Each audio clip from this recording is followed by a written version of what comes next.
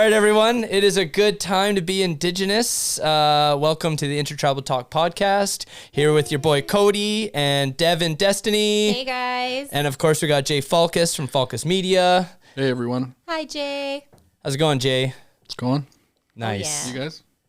Doing all right. Peachy fucking keen. Well, spicy. You know I've been on some kind of level this week. I've been on some kind of level. I called it, I just literally said this week, I'm putting my boss bitch hat on. I'm on an energy budget. Okay. It's, I'm really all about that protective energy thing right now. Yeah. So anyway, how's Cody doing? Yeah, you want to? All right. Yeah. Let's check in. Let's go you first. All right. We're going to switch up here. Yeah. Yeah. All right. I like this. Yeah. Okay. So yeah, I had a good week. Just school has been a lot of fun. I'm in this Canadian film class. It's a cultural course, but it's all about Canadian film. Ooh. And so exciting. let me tell you, I watched the first ever Canadian film ever made. Okay. Really? Yeah, it was made in 1918. Okay. And oh man, why can I not remember the name of this movie now? It'll hit you at midnight tonight. Probably. It will come to me during this episode, I'm sure. But anyway, the whole context of the movie is it's a silent film, black and white. And, there's, this Chinese man with his dog. And the first scene is he's in a bar. And then this big white guy comes up to him and he starts making fun of him. So he cuts his ponytail off. And then he's, of course, in not only in our culture, but in Chinese culture, your hair is very important. It's very sacred. Sacred. Yes. Thank you. Yeah. So he cuts off his ponytail, laughs at him, and then he turns around and shoots him. And then I was like, okay, this is how the movie starts. Okay, and then there's this dog, and it's this dog is now owned by white people, but he's, this beast dog, and, I didn't understand the context in the beginning, but anyway, the movie was really interesting, super racist, but I was gonna say really interesting because they had this bad guy, the bad guy of the movie, right? He goes and he kills peace officers, and he's just trying to escape kind of thing. Yeah. And he has a sidekick who is a quote unquote half breed. Indigenous person? No, white guy with shoe polish on his face. Oh, what? Oh, yeah. So you saw blackface? Big time. Wow. Yeah. And then, as the film goes on, it's they introduce some Eskimos to the film. They're not Eskimos. No, Inuit. I don't even think they're Inuit. Honestly, I tried looking it up. I even talked to my professor. I'm like, can we see who the cast was for the Inuit people? Yeah. Or the Eskimo people? So... just one real quick question. Yeah. Do they prefer Inuit or Eskimo? I don't know. Okay. I don't have that knowledge. Okay. Jay? Right away. Okay, sorry. So, no, that's fine. So it was, I asked him, were they actually Eskimo? Because they look Chinese, similar to the first character in the film. Yeah. And he's like, I couldn't tell you. There's no listing of who was in that film other than the main characters, right? Yeah. So it was really wow, that was our first film we made in Canada. Great. Okay. But then I just watched the 49th Parallel. Yeah. Which World War II film. Yeah.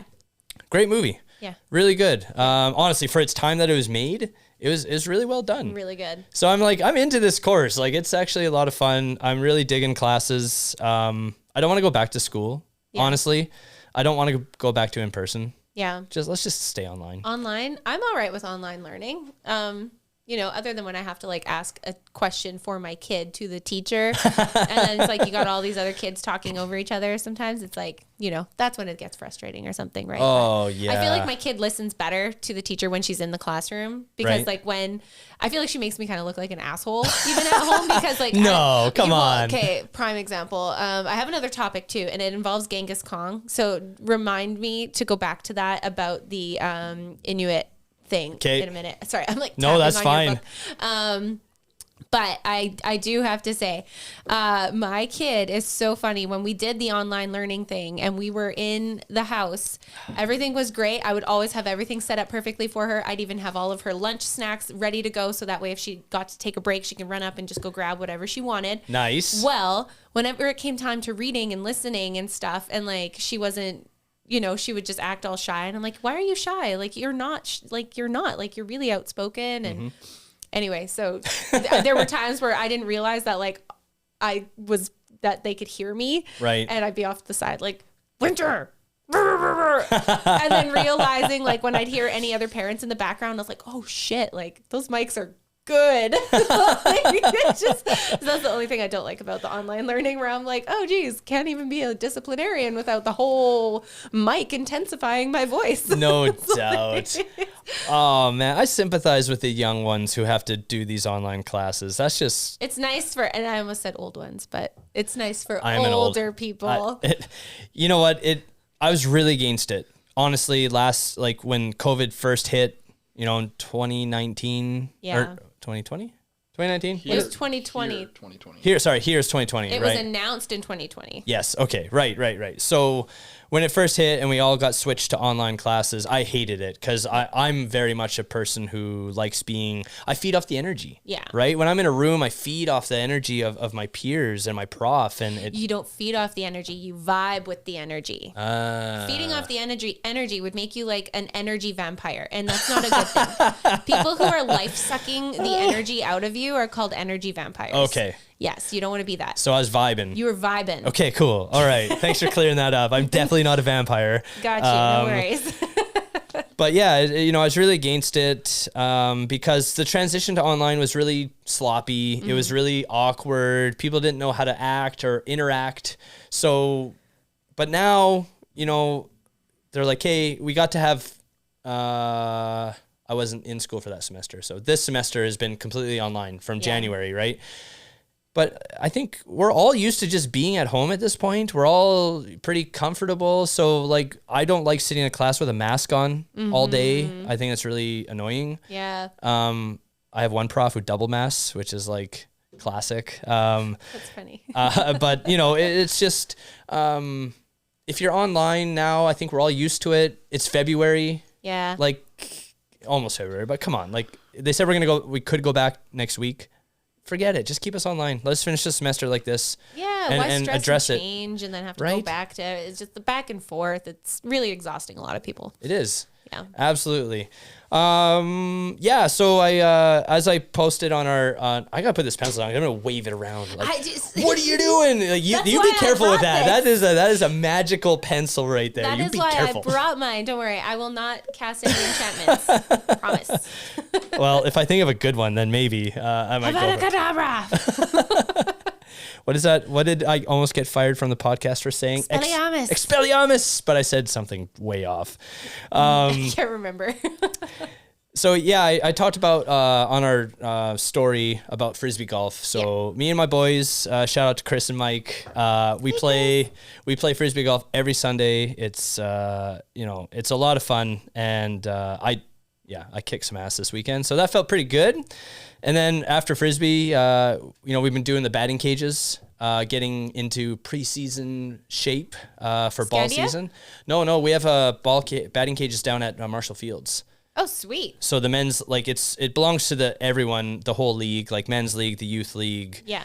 We all get to use it, but it was, just getting ready, doing drills, tee drills, defensive drills. I'm learning how to pitch. Nice. I'm like, this is awesome. Like, I love baseball as much as I love Frisbee golf. I have a wicked windmill pitch taught to me by my mother, who used to pitch for the Jewels, and she played for the fastball teams in West Bank. And the lady like trained me when I was little, and she could take my head off with her. Oh yeah. Like, it's insane how fast. And I'd be like, Mom, slow it down. Like, Did you happen to catch any of the women's Olympic ball? no. Oh my God. See, I wish I would have thought of this when we were talking about women's sports last week. Yeah. That was exciting. It gets pretty intense. Ooh, when Canada was playing Japan. Wow. Like just the swing and misses, the movement on those pitches. Could you feel the air through the TV? Oh yeah. Yeah. Oh yeah. I was up late watching this. It was really exciting. It was good baseball.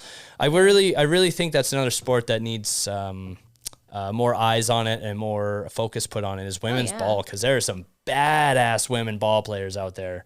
Tough as nails. Oh yeah. Like I love watching, I know it's slow pitch, but like, when you play slow pitch and you see a girl come up to bat and like, the guys will be like, oh, move in, lady up, right? That's what it's said across the board every game. Oh, lady up. And she sends it. And she'll fucking send it. And like Sarah, when we were playing ball together, I love that when she would like rip it over the third base and like right over top of the guy in left field. Oh man, such a satisfying thing to watch. Like that's my girl. Yeah.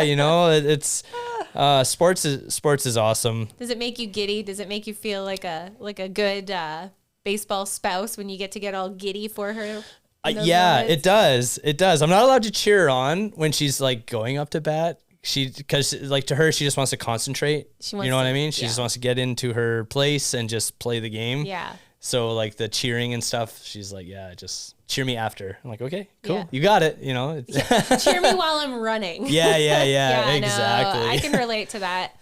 I get that. I used to do that with rodeo. Like my family would cheer so loud while I was running that I could hear them. And it kind of does almost like, you appreciate it and you love it, but it's like it almost breaks your concentration a little bit. It does. Yeah. I agree. That's why, I think sometimes you got to listen to the people who, when people say things like however serious or not serious they may be, or light, sorry, like, if they're, someone's got to hit me when I say like again, okay, just like throw something at me. Not that. Just wad up some pieces of paper and just throw something at me. But that's funny. Yeah, it is really nice. And if people ask you, hey, you know what, do this, just listen, just hear what they have to say. And I could never ask my family to not cheer for me because I know that they're just doing it out of pride and like they love me and honestly, like too, it's a good feeling, but it definitely, like as soon as I hear it, I'm like, huh? Yeah. It's like the squirrel kind of thing, right? Like get distracted real quick. But that's like, like my brother, he plays for the Tri-City Americans. Yes, he does. Yeah. And he's, I love it too, cause they featured him on Smudge the Blades and I was saw so that. proud. I was so proud. I was like, that's my brother. Oh my gosh. Like our whole family, so proud of him, regardless of anything that he does. He's always been so good at anything. Like you want to ride a steer, go jump on him. Right. And he would do it, like, my brother Grayson was very much the same, like just natural athlete. Right. Right. Oh man, those Deegs, people. He said to my grandmother, he says, I think you're my good luck charm because when I hear you cheering, I play way better and harder. So there's some people who do like really like, yeah, like it just invigorates them, right? For sure. So I don't know. There's always that too. Like everybody's different. And absolutely. Yeah. We have, I'm pretty proud of, we have a couple of young and up and coming hockey players from our community. Your brother. Yeah. And also Ethan. Ethan Joe. Yeah. He's kicking some serious butt. Right? Yeah. Like, okay. Okay, other athletes. Like, let's think of who else we got to shout out. Like, Lillian Marchand. She's been kicking ass. Like, she actually went to like Beijing, I think, too, a couple years ago. What does she do?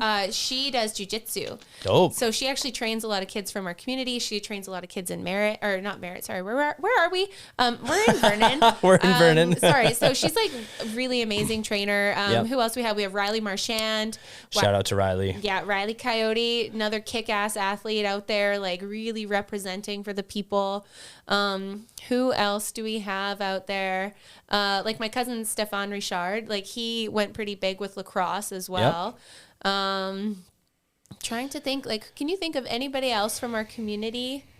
We're gonna have more names come up here too. Oh yeah, it'll keep popping to us. Good thing about this podcast, it comes out once a week. Yeah. So we don't have to. We'll always have time to shout out those who we didn't think about today. Not that they're any less equal to those. No, just casually slips our mind sometimes. Oh yeah.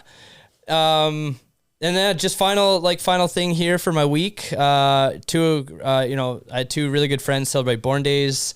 So one of my best friends, Dwayne, shout out to Dwayne. Happy born day, dude. 40 years old. Damn. I'm not far behind you, man. Hey, happy birthday, Dwayne. So, it was good. It was nice to just kind of reminisce through pictures. I saw that. Yeah. I was going through all our journeys, and I there's too many pictures to choose from. So I had to narrow it down. It was just nice. And I really like this year, my thought process is to, if I have a picture of you, if I have a picture with you, on your birthday, I'm gonna shout you out. Nice. And it's just, I used to I did something for a year straight, and it was just a lot to keep up with, so I stopped. But when I moved back from China, I spent 1 year, every single day, whoever's birthday it was on Facebook, I'd send them a voice message. I love that. I'd send them a happy birthday message. That's awesome. And the amount of people who were like, wow, that was the nicest birthday message, I've ever had, or, just really gracious. And it's more sincere than just posting on your wall. Yeah. So I caught up with Dwayne. We had a good, 2-hour conversation on FaceTime for his birthday. And then Justin, my other buddy out in China, it was his birthday as well. And he was with Dwayne because they work together. Oh, nice. So I actually got to catch up with Justin as well. So shout out to you, man. It was just really great to see both of them and catch up. So there's always that, like, when you can have a friendship with people and then just like go for a while without speaking, but then pick it up right off, like where you left off. Like those are amazing relationships to have. I've got several friends like that, right? Where it's like, it doesn't matter how long you go without speaking. When you are in the moment with each other, it's like, that's what real friendship is. Yeah. In my mind. Yeah. You never miss a beat. No. Yeah. We talked about that on one of our first episodes, I think. I think when we were shouting out Kyla. Yes. I still love that TikTok she made. Honestly, we need to repost that to our Instagram page. Ooh. Actually, we need to. Kyla, I know you're listening. Yeah. Can you please send that to us? Yes, please. Yes. So we can post it. That's beautiful content for us to advertise with. Yeah, which we're doing better. We're doing better with content. We're going to keep building that page. We are learning, and it's going to keep getting better and better. And I think that's what makes good podcasts great, is grassroots startups. Yeah. We don't, you gotta build it. It's something that I personally, when I see, big businesses come into Vernon or Kelowna or something, and they're just like big glitz, glamour advertisements in your face, like just like overbearing. Yeah. And I'm like, whoa. Like, hold on. Hey, this is like, we come from like humble roots around here. Okay. Yeah. I was actually talking to Sekwa about that too, because I was asking her about some spelling stuff as far as the language goes, the words in our language go. Yeah. That. And that was one thing that really stuck out to me when she said, we're a very simple people. Some people throw so many like characters and exclamation points, or not exclamation points, but like, like special symbols and characters throughout our language, when really it could be so simplified. And she's like, we were a simple people. We weren't too complicated. And so was our language, even though it is like a very complicated language to learn. Key. You would know that. Yeah. Kiwa. I'm telling you, listen, I'm telling you right now, Insilkshin is harder to learn than Mandarin, and I speak Mandarin fluently. So there it is. Okay. It is such a challenging language to learn. I'm enjoying it. I love it, but man, it's hard. How do you say mic drop in Mandarin? Like boom, mic drop. Damn, you're just gonna put me on a spot I'm like that? Sorry, you don't have to answer that. No, I'm like, I have to like, I actually don't know how to say microphone. Oh. I don't know how to say microphone. So I'm sorry. I'll get back to you. Yeah, mic drop. Yeah, jot that down. Interesting. Jotted. Perfect. So yeah, okay. So you know what? I gotta take back what I said. I cannot take the title of fluent if I can't even say mic drop in Mandarin. So I will say I'm well spoken in Mandarin. Yeah. I still have some things to learn. You're well versed. Sure. Well versed. Sorry. About No, that's fine. It's all good. It's all good. Oh, geez. But let's check in on you. How's things in Devin's world? How are you doing? Oh my goodness. So I think of all weekends, because like the way I'm looking at it is like checking in on each other, like what my weekend was like after we did our recording, and like the following days after we did our last recording, and up until this week, like right now. A lot of shit has happened, actually. Oh my gosh. Like, I even had to write it down because, like, I'm really bad for this. Like, I'll have a crazy, awesome week and lots of cool things to tell you guys. And then by the time I get here, I'm like, it's gone. It's gone. Whatever. I'm here. Hi. But so this week, you know, I have to go to my notes here. I actually got to go on that little like horse-drawn carriage thing. Oh yeah, So I went and did that with my friends Caitlin and my friend Melissa, and Nice. it was such an amazing time to be there. Like just seeing like what this community is all about. And this is actually and I'm gonna have to come back with the proper name for it, but it's like the Horse Drivers Association, like people who learn how to drive horses and like teams and stuff. So I will get more information on that, but they are actually looking for people to volunteer as like driver's assistants, and like they call it like the shotgun rider, right? So they need people, they need younger, like they need youthful people to come in because a lot of the other people are retiring. When you say driver, are we're talking like wagon drivers? Yes. Okay. Like you're driving a sleigh or a wagon, like those things you see up at Silver Star, the drivers you see at all the O'Keefe Ranch things, right. Like all of those people who are in the parades leading horses and carts, like those people are looking for drivers right now. They're looking for people. They're looking for youth to get involved. Getting involved. Do you know how good horse medicine is?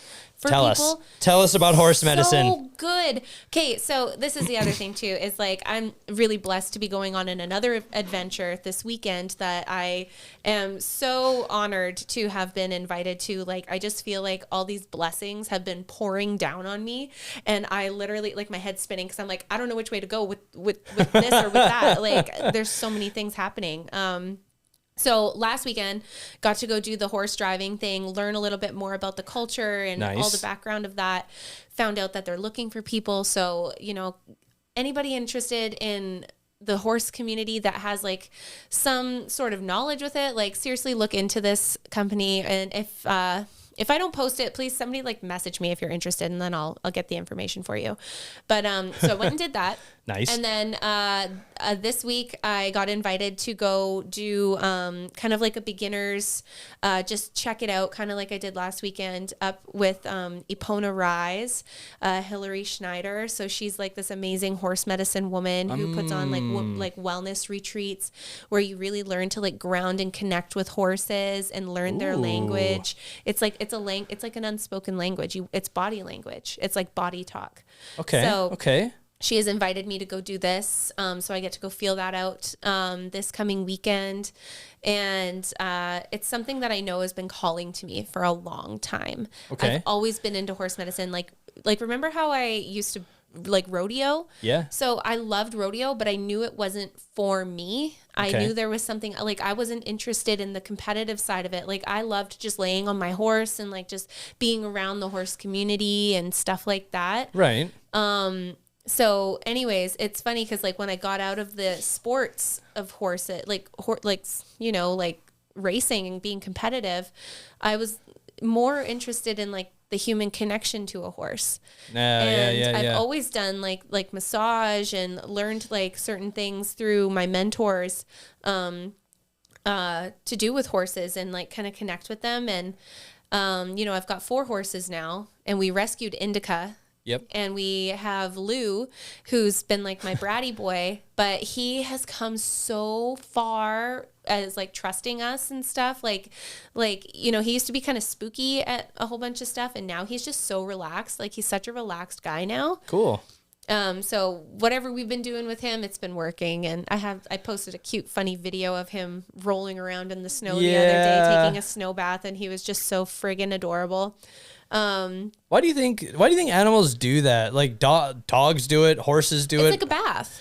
Is it like, does it like scratch them? Do you think like it feels no, good, it's just or is like, it? It gets all the dirt and the grime off of them. Like, you know, like animals don't like to be dirty just as much as we don't like to be dirty. It's just like they just kind of are.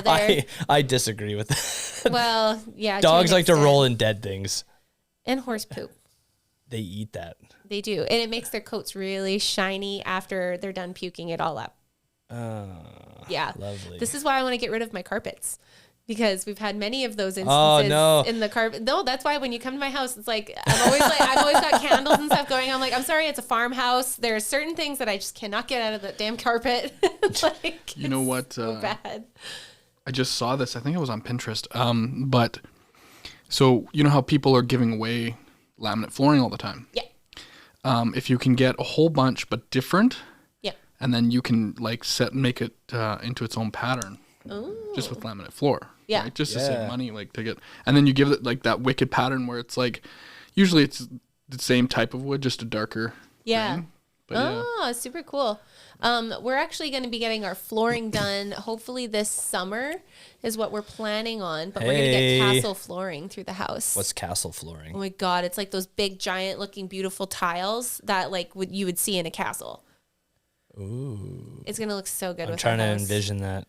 So it's like a, if I'm thinking of the right one, it's like a 2 foot by 2 foot, or like 3 foot by 3 foot, like very rectangular. large. Oh yeah. So we're gonna try and get something like that, like it. It might not be exactly castle flooring, but it's gonna be something like that. It's the aesthetic we're going for. Sweet. Yes. So we have plans for that. Getting rid of the carpet. It was like this year. I had told Ryan too. Like, I said, I'm sorry, but I'm done. I'm fucking done. I can't have carpets anymore. I can't do it. My allergies are going nuts. My family can't stay here without their allergies going nuts. And like, I just can't do carpets anymore. I understand it's good, like cost effective wise to keep the heat in and shit. But is it really helping if we like risk dust mites and risk like all these things getting trapped into our carpet and causing all these like problems with our respiratory stuff? Like, no, to me, it's not worth it. I'm like, fuck that. I'd rather have like a floor I have to mop every day.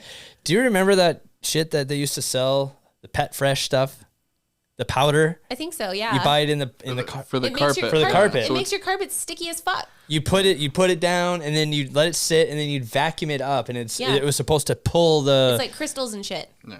Yeah. Like when it solidifies. Yeah. Yeah, I've tried that, and it fucked my carpets up. Actually, I now have a sticky hard spot at the end of my carpet because I could not get it all out of the carpet. And was it wet?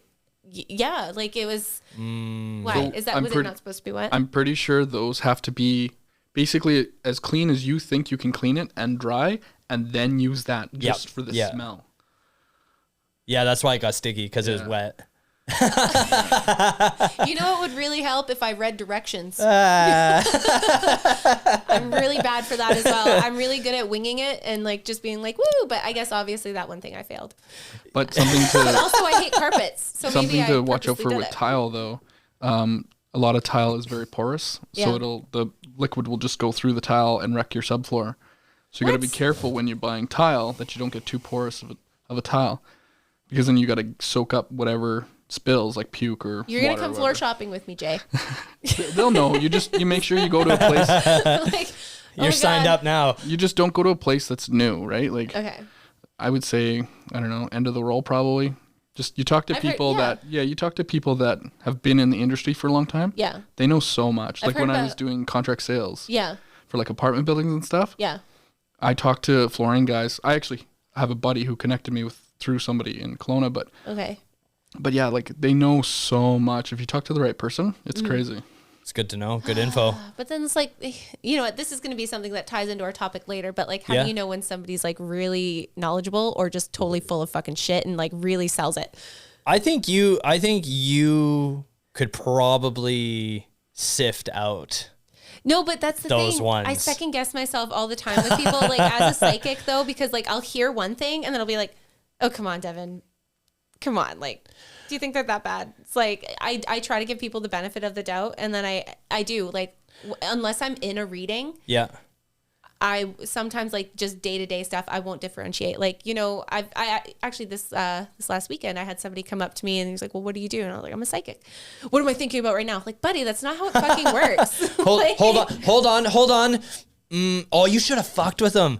That would have been great, Devin. See, with those opportunities present themselves, you gotta fuck with people, because then you'll be like, oh my God, and then just, you know, have a heyday with it. You might as well. But what if I do say the first thing that comes to my mind and then I am indeed channeling? He's and gonna then shit his pants. Probably. And because of what I did actually here, I could I could have made him very not happy with the thoughts I heard. I would say to avoid the word, like, I think the way that we always get caught off guard is by walking into a business, not knowing anyone in there, and someone walks up to you and they're just like, and in sales, obviously, it's all on commission. Yeah. It's not, you know. Not everywhere, but yeah. Yeah, right. Most places are on commission. So their best interests are to get you to spend your money. Yeah. Right? So. But it's sorry to interrupt, but it's. God damn it. With sales, so it's the product that has the higher markup. Okay. So it doesn't necessarily mean it's the most expensive product. Yes. But it might be that, like, or there's a special for the They'll the dealers. make more they from make it. more on this to get rid of the stock of you know what? A, B, C. I've gone wedding absolutely. dress shopping with a bunch of girls, and fucking wedding dress shop owners, or like the girls there, are fucking ruthless, and it's so bad. Like, it gets to the point where sometimes you just like almost want to corner them and be like, back the fuck off and let her make her own decision. Like, it gets like, you know what? And like hearing people talk shit, like the girls that work at wedding dress stores talking shit about like whoever they're like trying to help find a dress. It's so funny. They think you can't hear them. It's like, bitch, I can hear you from down the hallway. Like, I hear you talking shit about the girl you're fitting and then going back and being nice to her face. Like, fuck off. I was just gonna say, like, Jay made a very valid point there. I guess what I was speaking more to people and personality. Mm-hmm. So it's easy to get caught off guard when you go into a business blind. Yeah. But if you go on Facebook, make a post, hey, who do you know is good in flooring? Who can I talk to? Yeah. Like, when I did car sales briefly. Yeah. I fucking hated it. But when I did do that, I learned very quickly that, you know, it's just whoever's up next gets the next person. Like, so if I'm the next salesman up, whoever walks in that door next, I have to go and be their salesman. Yeah. We might not vibe. We might not be on the same wavelength on how I sell versus how they need to be sold to. Mm-hmm. And so what I learned, a trick I learned, is if I am ever going to a car dealership with the intention of purchasing a car, I'll walk into the service center, talk to the service manager. Yeah. Hey, who's the least greedy salesman you got? Who's the least slimy? Who's the one who can I talk to? Will they just throw them under the bus like that too? I've had yeses and nos. I've had them like, oh, I'll get you with the best guy I know. And then he's a total slime ball. So it's, I don't like showing my cards off the top. Yeah. Poker face. Right. So I let them just kind of sell me and see where it goes. And then I'll check them because I've learned how that industry works. Yeah. So what I was going to say in terms of like flooring and purchasing things is just, I think it'll go a long way just to do your research too. Yeah. Have an idea of how much things should cost. Find a friend who knows it, knows that world. And then you go in, and if they try and BS you, you got some facts to hit them with, right? And you can push back a little bit. Yeah, no doubt. Absolutely. I mean, when we go look for flooring, I will have Ryan there with me. He's actually really good at that kind of stuff too. Yeah. Where he knows I'm actually a pushover when it comes to that kind of stuff, because like I can be a people pleaser, but I understand that people pleasing is actually a thing of fear, and it's because like I like people to like me, and it used to be a huge issue for me in high school, where literally I would do anything just to have friends and like just to fit in and just like have people be like, yeah, you're cool. Yeah, you're cool. Right. And a lot of times I compromised my own morals and my own moral compass, Yep. So, I've really worked hard since after high school on developing my own sense of self and opinions, but I am still a bit of a pushover. So speaking of like me working on my sense of self and stuff, I really love she's a intuitive healer, empath, somebody who does like lots of wellness work and whatnot. So Robin Pross, she sent me this lady's hookup on Spotify, and she's called her name is Tori Jones. Okay. And she's all about creating like music and affirmations. Remember how I told you, like, maybe it was you or Ryan. Okay. But I was like, man, it would be so cool to like just sing along and like sing to affirmations and stuff and like have it like a cool jazzy vibe out thing. And then it was like literally days later, I received a message from Rob Pross, never mentioning this to anybody. Right. And then I received a message from her and it was like, hey, I think you'd really vibe with this. And I listened to it and one of her songs was Energy Budget. And it talks about like how I no longer need to exude so much energy for other people. Like I gotta preserve some of that shit because I'm somebody who's very trusting in others. So I'll literally tell them all my hopes and dreams. And then those bitches later will fucking turn around and take my idea and dangle it in front of my face. Like, look what I'm doing now. And I'm like, you bitch. Like you had no idea about that before I told, okay, I see you now. Snakes in the grass. See you now. Snakes in the grass. Happens all the time. So I'm really working on not doing that kind of shit. I've learned that too. That's a valuable lesson to learn. I think when you know you're on something, you have an idea, something that's really meaningful to you. Do not share it. You can share it, but share it with people who you know you can trust. Yeah. Like last week when we were talking about the apparel stuff that we're going to be launching. Yes. And I couldn't talk about it. You two know what it is. Yeah. Maybe a couple other people outside this room do. Outside of that, I've kept that to myself because I think if you start sharing that too much, not only can someone steal it from you, but I feel like it dilutes it. Well, it does. And it makes you feel like a piece of shit because you're like, well, that was something I worked really hard on. Yeah. That was something that like came to me and really inspired me. And I've put so much work into this and you're going to go fucking pull the rug out from under me now. Yeah. People are shady. And even they like, are. and you know, sometimes it is people you think you can trust the most. Or like people that you've been inspired by, or people who have told you that you inspire them, and then they go and do that, and then you're like, you know, I've had that where I was just in a simple conversation, like, you know, I have this dream or this idea that I want to do this, and then it was like weeks later, all of a sudden they're doing it, and I'm like, yeah, wow. I feel you. I feel you. Lesson learned. So you don't have to worry about me doing that there, Cody. Because I'll forget until you bring it up again. I love people like that are so forgetful. They're like, I forgot we even talked about that. That's great. What did we talk about? Oh yeah. I remember that now. Yeah, it's like when you mention a certain word or something, it triggers that memory. Yeah. And it's like, oh, okay, yeah, I know exactly what you're talking about. Absolutely, man. But yeah, like the energy budget thing. Yes, I've been really working hard on that. There's like so many things I have under my hat, and I actually booked myself a reading with one of my favorite tarot readers ever, and she actually was one of the reasons that I was so inspired to do this and do what I do for readings. And so she got me booked in, and I get to have a session with her on Friday. Nice. And I didn't tell her everything, but like I gave her a gist of she's gonna know anyway. Like she's so intuitive, it's insane. Right. And I gotta give a shout out to Rebel Rose Rising, my girlfriend Haley. She's so amazing. Shout out to Haley. I really want to help promote her business. Like I think she's so talented in what she does. What is her business? She does what I do. She's an intuitive tarot reader. She does mediumship and all that shit too. And she's a horsey girl. She's a bow hunter. She's a hunter. Like she is so amazing and in tune. It's insane. Wow. So I'm really excited to have a reading with her on Friday, just to help me with like I said before, I had like this buttload of beautiful blessings just get dumped on me to the point where now like I had a compass that was like pointing me in a certain direction, and now it's like that scene from Pocahontas where your compass is all like, woo, there's so many things going on. So that's what I need help with. I have two questions for you. Yes. What order should I do this? Okay. I really want you to dive more into the energy. What did you call it again? Sorry? Energy budget. Because I think we really need to deep dive into that. So I'll lead off with my next question, which is shit, I forgot.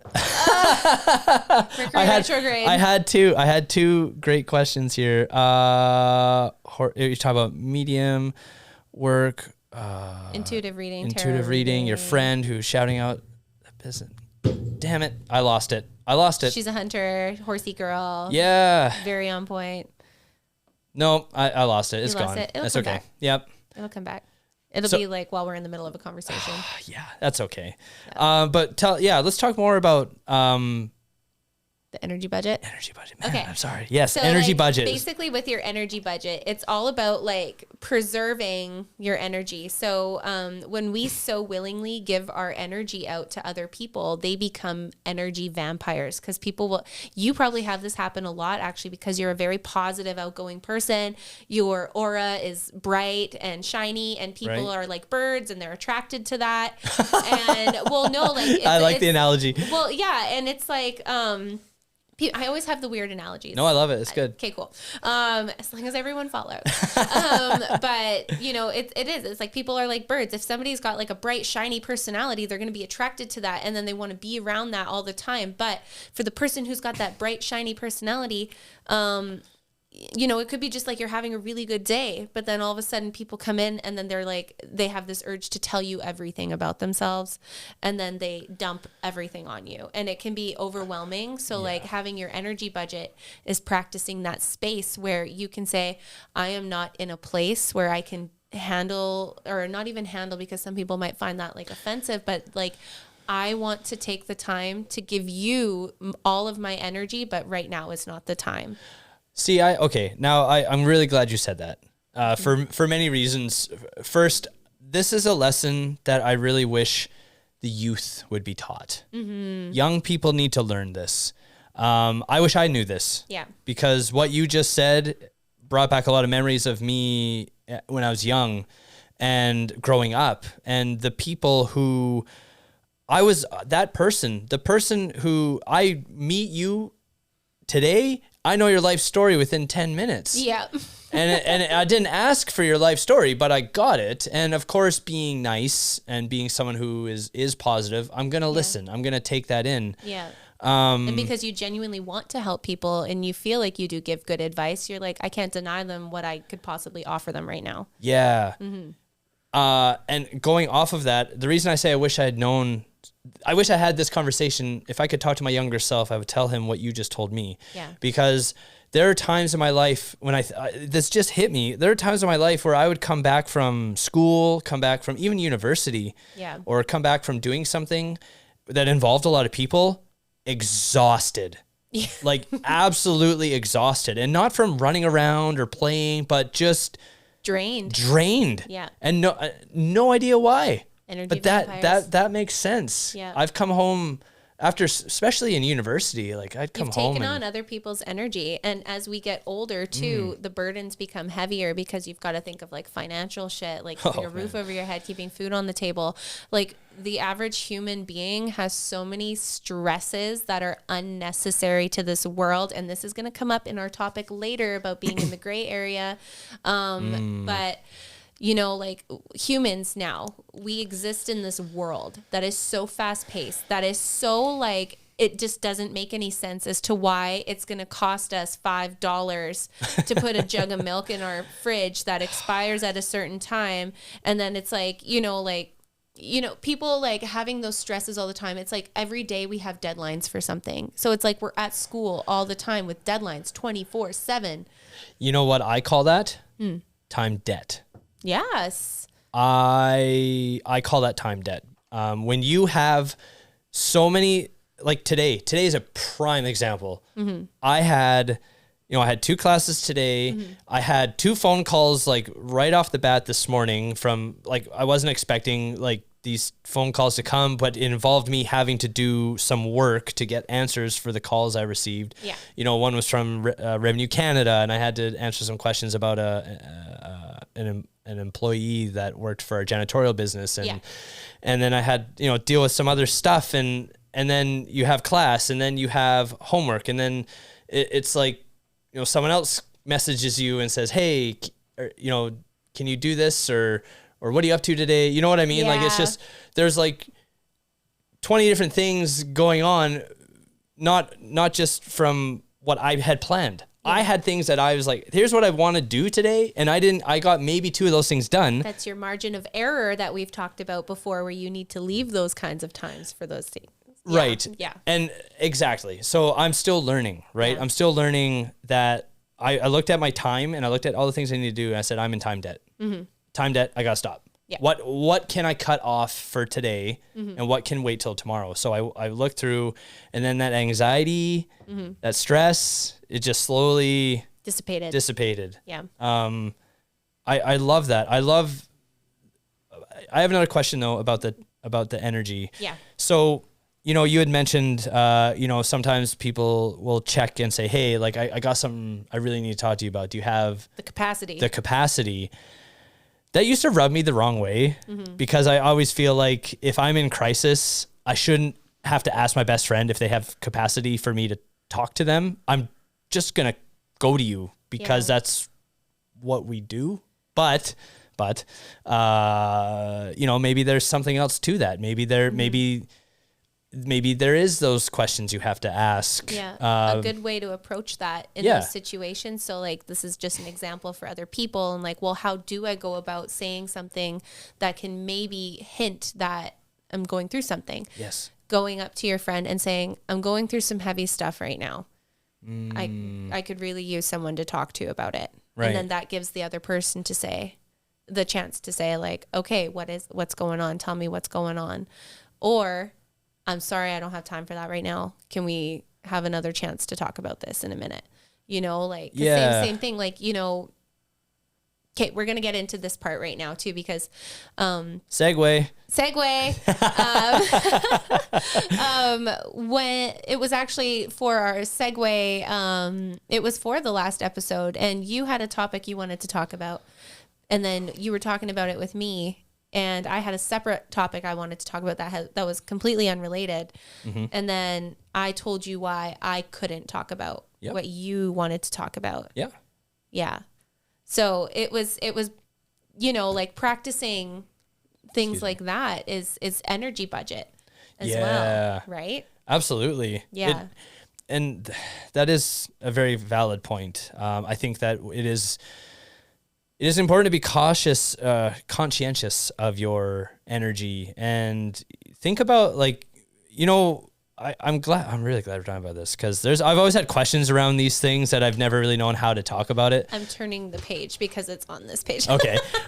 So, when it comes to energy and, and keeping, how there's been a lot of preaching of like mindfulness. Everyone has been talking about mindfulness. But the problem I've found with life and society is people throw out these big words, but there's no explanation behind them. There's no sort of like tangible, like, oh, practice, have a wellness moment, have a mindful moment. Well, what does that mean? My mind is fucking full all the time. What does that mean? Right. So can you like and of course that's going to mean something different to everybody. Yes, of course. But what is in your, like for you, if you're taking a mindful moment, what does that mean to you? In that moment, whatever is happening in that moment, instead of listening to react, you've said that before, instead of listening to have a reaction, listening to have an understanding. There it is. That's it right there. So literally when people are practicing mindfulness, it's going inward. Right. And it's kind of having that like conversation with yourself, like, okay, if I respond in this way, is this helpful or harmful? And that's going to be another key point here that we talk about here too with the other thing. But, any information that's brought to you, like you have to process it before you have an immediate response. And I used to be really bad for that, where somebody would be like, hey, like, let's go do this activity on Saturday. And then right away, before even thinking like I might have something to do or I should probably check my schedule, I would be like, yeah, okay, that sounds great. Oh, no. And then all of a sudden going home and then having that moment of panic where I'm like, fuck, I just double booked myself on this day. I got shit going on that day. I can't do this anymore. Oh my God, I'm going to have a panic attack because I'm going to let that person down and I'm going to let that person down. I have to choose something now. Little fist bump. I know you do that shit all the time. Man, that is the worst. That's the worst. It's the worst. Yeah. Double booking and like disappointing someone. And all because you get too excited and you don't have that moment of mindfulness. Yeah. Yeah. So that's just a simple way to put it. I like that. Thank you for sharing that. I think like these are all things that I hope that we can share with not only people our age and older, but younger people too, Yeah. taking that and understanding that you need a moment to process things sometimes, right? You can't knee-jerk reactions and instantaneous answers to things. Yes. Oh my gosh. Okay. You saying that too reminds me, like, just because somebody is online doesn't mean that they are available. Ooh. That's a huge thing for me too. Oh, Like, people yeah. will see, I leave my thing online so people can know that they can message me at any time. And that, you know, I do check my messenger and stuff. So sometimes I leave people on read, but I'll go back and I'll mark them as unread. So I know to go back and respond to it when I have a proper moment to actually really sit down and read what they're saying. Sometimes too, like I'll leave them on read, but I'll go back and do that without telling them that I'm coming back. But you know, they'll be like, hey, like, are you going to respond to me? And it's just like really quick. You go back and respond like no disrespect. I don't have, I don't have time to give you the answer I want to give you right now. So I will come back to you. I promise. Devin, I have over 300 unread messages on my phone between Facebook and texting. You've been doing like really good at the hermit thing lately, and hermiting is not a bad thing. It's actually a really good card in the tarot deck. It means like it means introspection. It means, you know, like going inward, like soul work, like doing your things, like moments of study, self-care, paying attention to your home, paying attention to your dog, like being in the moment. And like hermit means like you're staying away from the outside world, you know, like you're not all the clutter and the fluffy fluff, hubby-de-bub stuff going on. It's exhausting being around people right now. It is. It is outside of like you guys and like, you know, Mike and Chris and their better halves, you know, I'm cool. I'm like very happy just doing my own thing. And like until we can all just stop talking about COVID, I'm good. I'm done. I'm done with people because I'm exhausted talking about it. So but outside of that, it's just nice I'm really enjoying just being alone, you know, just being at home. It feels good. Yeah. I'm always, my whole life has been out with other people, always around people. I love people, just not right now. Well, because when we're around a lot of other people all the time, we forget about who we are. Because you know that like you are who you hang out with thing. When you hang out with other people for too long, you easily adopt certain behaviorisms that they have. Yeah, you do. It's so fucking true. Yeah. I mean, it's, I don't know, like you hang out with your wife, like, okay, sorry. Don't apologize. I'm apologizing because I'm like, you know, like this means no disrespect, but it's a true fucking fact. When I hang out with my white friends, it's so different. When I'm back on the res with my cousins and stuff, all the slang comes out. It's like, you know, like it's like stuff that I don't really talk, like I don't do that like around my more white friends and stuff, but like I know we all have a different sense of humor and think things are funny. Whereas like some of my white friends will be like, oh my God, you just said, and I'm like, oh, right. Sorry. I forgot what crowd I'm with right now. Oh yeah. Oh yeah. Absolutely. That's so true. It's a struggle that I feel like all modern Indigenous people go through as well, because it's like, oh man, like I so bad want to crack like an anti-joke right now, but they won't understand me and only I'll think it's funny. But then I do it anyways. And I'm like, whatever, no regrets. Yeah. You try to bring them into the fold a little bit. You're like, here's some Indigenous humor for you. Yes. I freaking love it. Do we want to jump into one of these topics? Let's dive in. Let's go. Okay, cool. So first, let's talk about like when I was exercising my energy budget. Okay. With you. I want to pass the torch to you. Okay. Because this was something that was very near and dear to your heart, and then we can use that as a segue into the other topic on that as well. So absolutely. What I was having a hard time talking about was the documentary that was released on, what was it? It was a CBC Gem. Yes. And I am somebody who really struggles watching those kind of documentaries because, you know, there's nothing that I can possibly learn from that I don't already know. Right. That I feel like, but it also pulls me into a very dark place watching those things. And as somebody who does do energy work and intuitive work, I need to keep my energy clear And when I am bringing myself into a very depressive state, I have to cancel all readings because I don't feel like it's fair for me to be giving readings while I'm in that emotional state. Absolutely. Yeah. So that was me exercising my energy budget. Yep. But it doesn't mean that I don't care about what's going on and all the news of everything that non-Indigenous people are learning. Yeah. Because we prayed for that. We prayed for them to know the real truth. And now we've got it. But a lot of our people are suffering from it because it's in the headlines all the time. Absolutely. We're recording this on, it's the 25th today? 29th? What's it's the 25th because tomorrow's my tattoo. Hey. Okay. Right. So, okay. Yeah. Okay. I'm going to ask you about that in a minute. But I'm sorry. The T-Rex?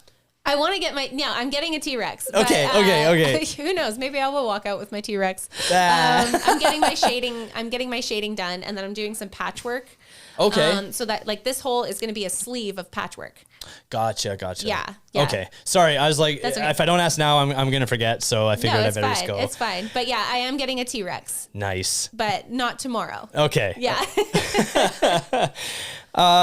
Yes, I think, so as I said, today is the 25th, and there was a big news report today that came out from Williams Lake about findings at another residential school. I didn't read anything about it today. I didn't dive into it. I had a lot of other things that needed my focus and energy. You were focusing on your energy budget that day. Yeah. School took a lot of my energy today. There's a lot going on. I got midterms coming up. And anyway, so I just like, I was kind of just waiting to read more about that. But going back to the Kamloops documentary that came out a couple of weeks ago, same as you, there's nothing in there that I'm going to see or hear that I don't already know. Yeah.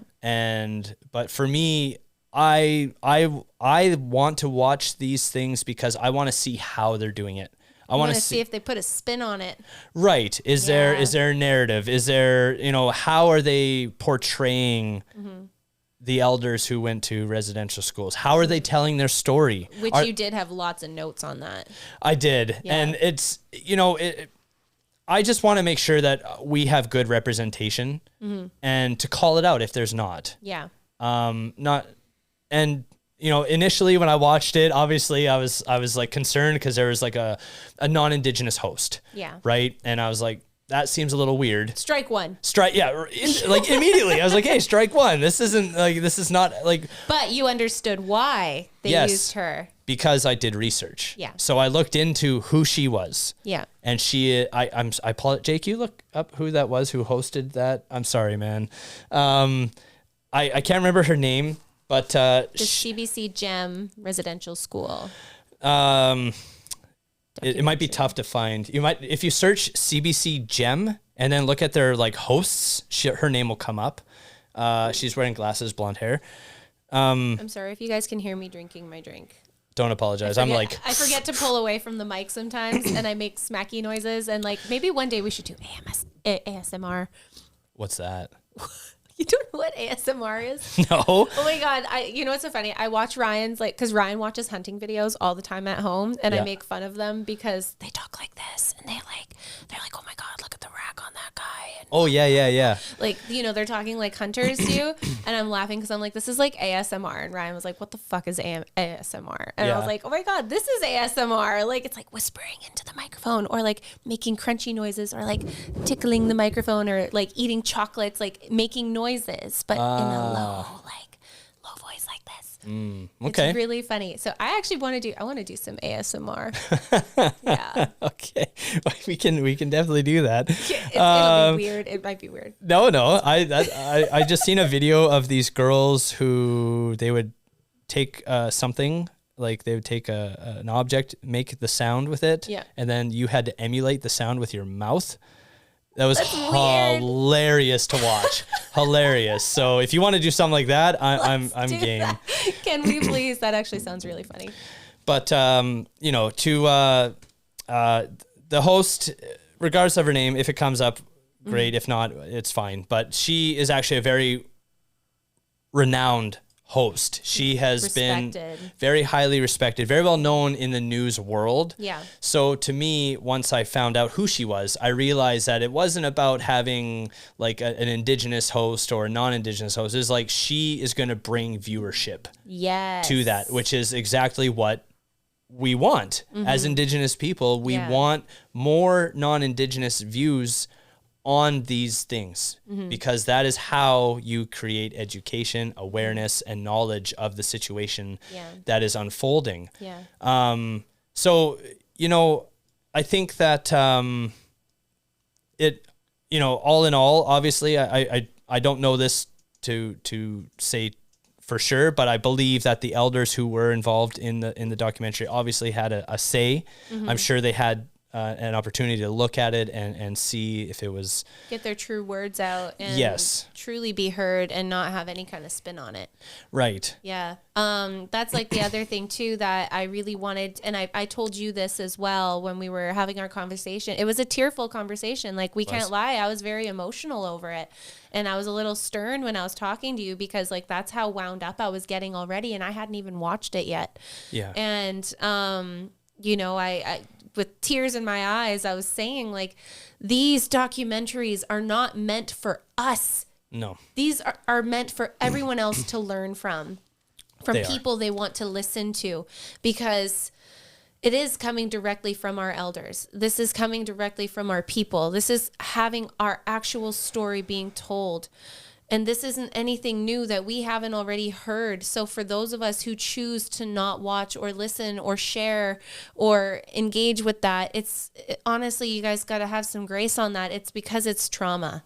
Absolutely. It's trauma. Revisiting stuff like that, revisiting those emotions, revisiting, like, hearing grannies and gramps talk with their sweet voices, and then hearing your own granny and gramps in their voice. It's very emotional, and it stirs all kinds of rage and confusion and just emotions I can't even comprehend and express right now. Yeah. So when I say that, it's literally like, don't come down on Indigenous people for not speaking up more about it and not sharing on those things, because sometimes the best thing for us is to go into hermit mode, go inward, and just retreat and just have that time for self-care to nourish what was being taken away. Absolutely. Did you find anything? Was it called We Were Children? No. I think that's a movie. Yeah, that's a different one. It's okay. It's not like it's actually, if you go back to our, if you go on my Facebook wall and click. Oh yeah, you shared it. I shared it. I shared it too. Yeah, I shared it. Yeah. Yeah. Okay. Devin, you're absolutely right. And it's, the thing is that's the good and the bad that we face with social media right now is because there are a lot of us as Indigenous people who are wanting to share this with the masses because we acknowledge how important it is for others to learn and to understand the history, the colonial past of this country. But where the good and the bad come in is that while there are going to be non-Indigenous people who are sharing these things too, because they're some of them they are about that life now. Yeah. Allies. They want to right what was wrong. Yes. Whereas the other people are so in denial that they're like, well, I shouldn't have to deal with the repercussions of what my ancestors did. No, it's not that we're trying to make you deal with the repercussions. We're trying to make you more empathetic human beings, understanding, to have a fucking soul and understand that nobody should be treated this way, and what your government is doing to you right now, you should not be having that kind of experience either. We are all here to live, not to be slaves. Absolutely. Sorry, absolutely. Mic drop, boom. Yeah, no, you're not wrong. And I think that just to tie up the social media stuff, it's just, we all have. We have our friends who are like literally our family, which are like in the thousands who are Indigenous. Yeah. And then we have our friends outside of that community. But the thing is, on social media is there is no lines. Yeah. We're all mixed in together. Yeah. So when you are on Facebook, if you are Indigenous, non-Indigenous, if you are residential school survivor, you are going to see these posts all the time. Yeah. And so what the point I'm trying to make is that there is going to be a almost constant triggering of these feelings and emotions, and we're at the point where you might have to just take a step away from Facebook or whatever social media you're on, because when these news events come up, when these things come to the mainstream focus, you have no choice but to see it. It's just there now. Okay, can we get on to our other topic of spreading of false information? Because as you're saying that, it's like popping into my brain, and not gonna lie, guys, I cried my eyes out this morning. Well, how do you wanna address this here? Do you want? I want you to take the reins on this one. I know you said you were going to give me the reins on this, but I want you to take the reins on this. But I will share my experience first, and then you can jump in on this. Is that okay? Absolutely. Okay, so my experience this morning, I was shamelessly scrolling through Instagram, having my happy scroll session. And of course, I saw something posted by what I thought was a very reputable Indigenous Instagram page. And I follow a lot of their stuff. And I was like, oh my gosh, I need to share this because this is pretty alarming. And it had to do with the truckers' convoy. Yeah. And the fact that our CMP didn't show up and shit. So I posted this piece of information that was posted from this other page.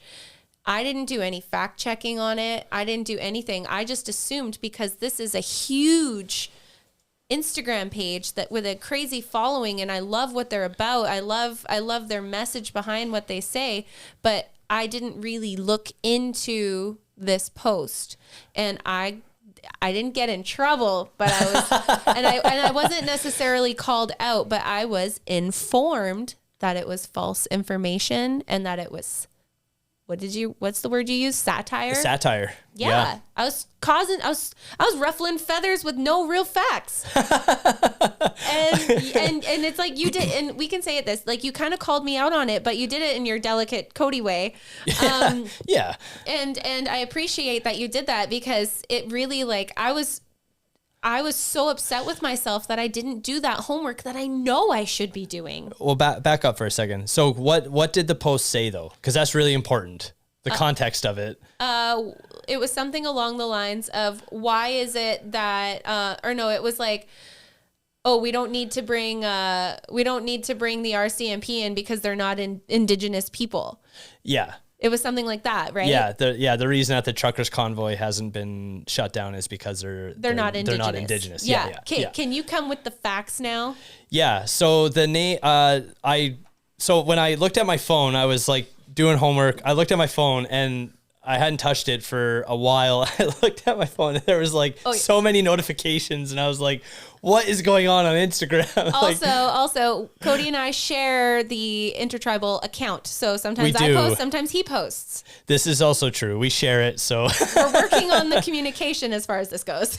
Yeah, absolutely. So I just, obviously Devin's great at, she tags me, my personal page in everything, and then Intertribal, I get notifications, as does she, because we're both operating the account. So when I looked at my phone, there's a lot of notifications, and I was like, and there's a lot of anger and a lot of like people are getting upset, and I'm like, what is going on? So I just had a look, and I saw the post, and it said CBC. I can't even remember what it's called. CBC. Oh man, I can't remember. I can't remember either, but man, I'm sorry, listeners, but it was called something CBC, and I'd never heard of it before. Yeah. So I did a quick Google. Nothing really came up. So I was like, okay, but it's still like it didn't sit right with me. So I kept looking. I found a Reddit post from a year ago, and someone had said, hey, has anyone heard of this? And it was another CBC thing that was posted, and immediately it was just everyone saying Satire. This is a Satire website. Here's a link. Yeah. Here's their social media. Blah blah blah blah blah. So to our listeners, explain what Satire is. So satire is like, it's a joke. Yeah. It's meant to be satirical, meaning like it's not truthful. It's meant to get meant to start a conversation that could turn people against each other. I mean, I think whatever the intentions may be can vary, but satire is intended to be humorous. Mm-hmm. Satire is intended to be something that is like, haha, we're going to laugh at that. Oh, but some people might take it so seriously like I did. Yeah, absolutely. Mm-hmm. And that's where, there's websites called, have you ever heard of the Beaverton? No. Okay, so the Beaverton is another satirical Canadian website. Yeah. And they post all kinds of satire. But what they do is they write an article. They don't just send out a tweet or an Instagram post. Like they actually write it, and it's hilarious. Like you read it and you're like, haha, this is like, okay, this is really funny. Yeah. But that post, the way they did it, it was not intended to be funny. It was not intended to be something that was like we can laugh at. It was intended to stir shit up. Yeah. It was intended to really get people amped and angry and going on social media. Yes, exactly.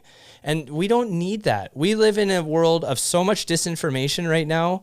It's hard enough knowing what's true and what's not. Yeah.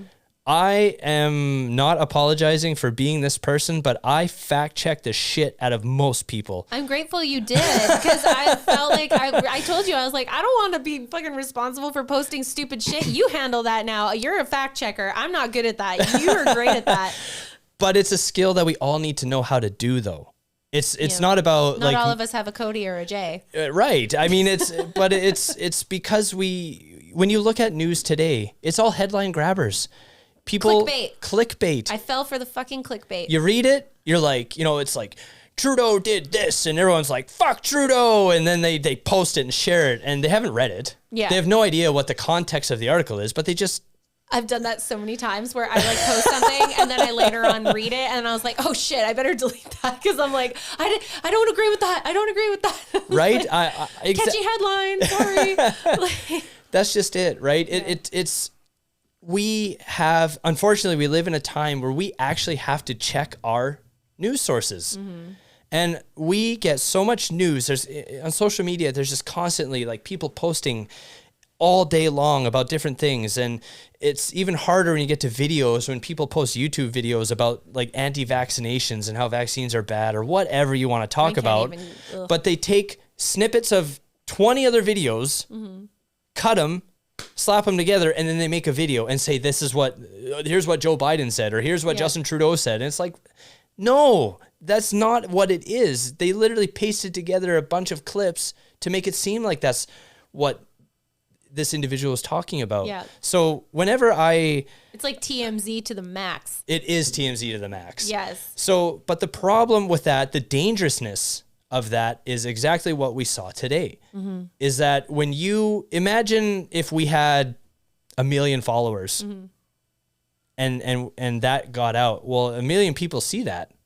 5 million other people are going to see that. 10 million, it's just going to keep expand. It's just going to expand. Yeah, because everyone's going to share it. They're going to read it. Like, that's wrong. That's so messed up. I want to share that.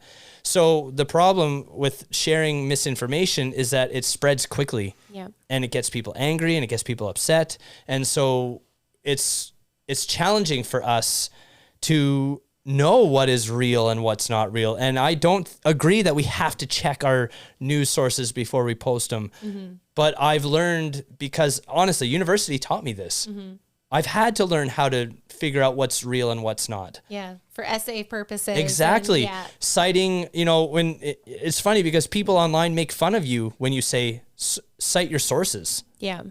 And then they're like, ooh, cite what sources? What are you talking about? Like, oh, you're going to talk like that. And well, I know that you don't know anything. And it's like, nah, I actually do know. Like, I'm a university student. Like, I really do know what it means to cite sources. Yeah. And I know how to cite sources. I will happily show you, but people will just argue with you about it. Yeah.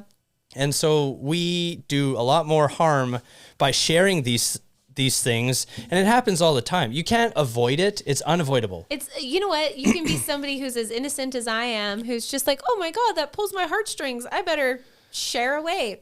And then, have a fact checker come in at you and like, and then just like, holy crap, I just made a horrible mistake. Like, you know what? I just want to say to everybody that accidentally posts misinformation and people call you out and stuff, like, and you know what? If you're going to call people out, do what Cody did. Be polite. Do like the inbox thing where it's like, hey, I just want to let you know. And then the person can have their moment where like, all right, delete, sorry. Kind of like I did. If I can be of any like value or anything today, like please just learn from my mistakes is all, you know?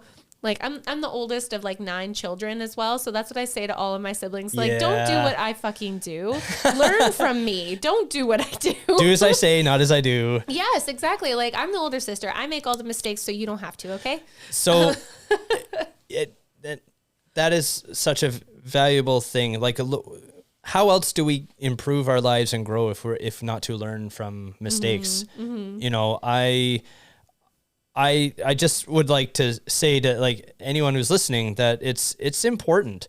And I want to say this, especially as Indigenous people, we have to actually be even more cautious on what we post. Oh yeah. Because we can do more damage than good with posts. And there are some Indigenous groups on Instagram and other social media who post a lot of stuff that it's just, it'll make all of our allies turn away. Anybody that we can join forces with will just be like, wow, I don't know if I want to be a part of that.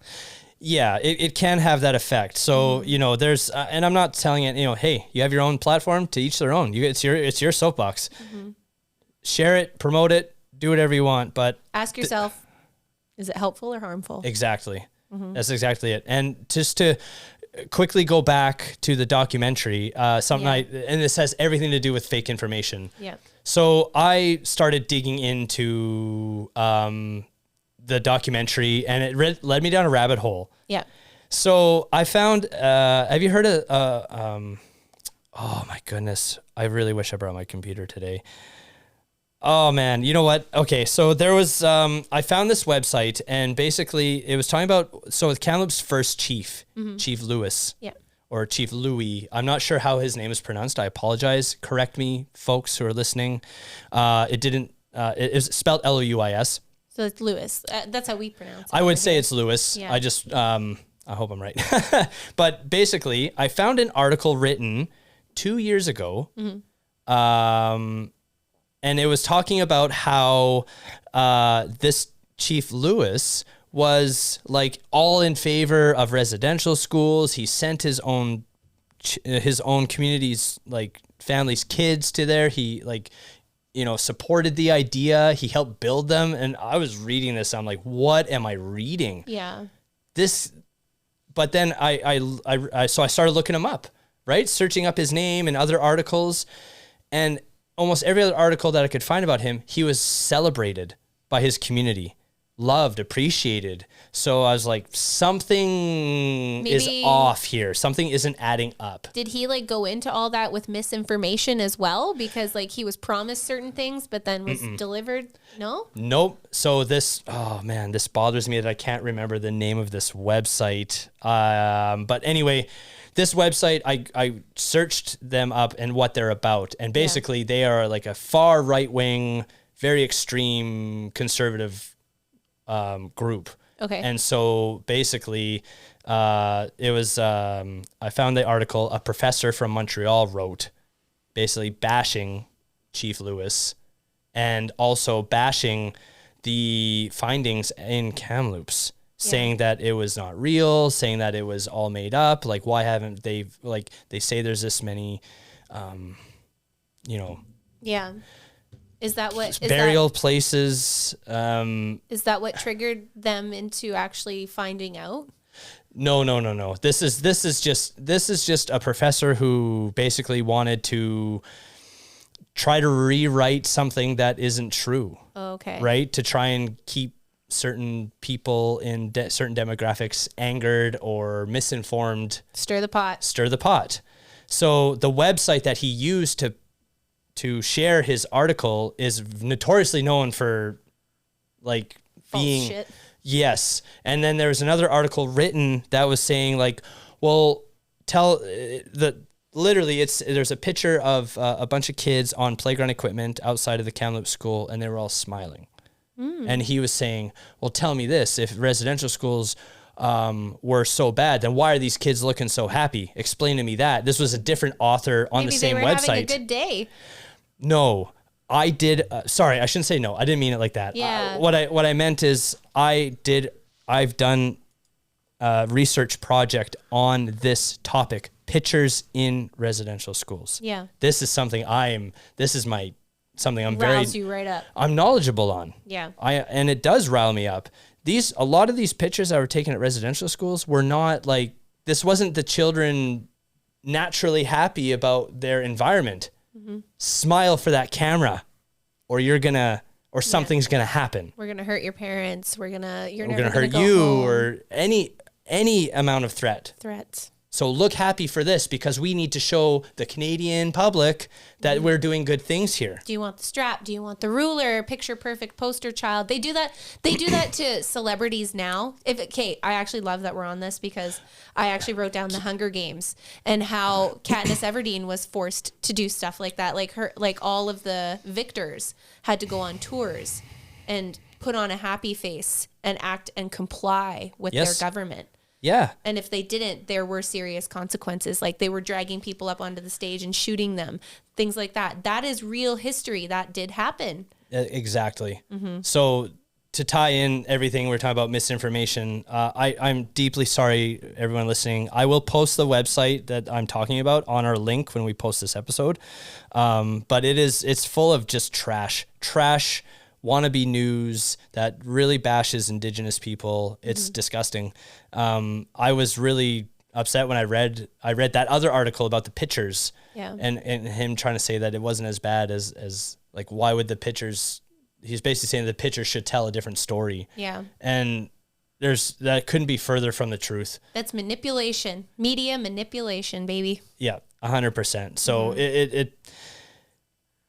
we live in such a hard time of knowing what we're reading, if it's real, if it's legit, if it's satire, if it's an opinion article, if it's factual. It's stressful. It's annoying. I hate that we have to even worry about what we're reading and question it, but you should. Yeah. Question everything. Question everything you read. Everything you see. Like, that's like my grandmother. I tell her, like, just because you're watching the news doesn't mean it's real news. True that. Right?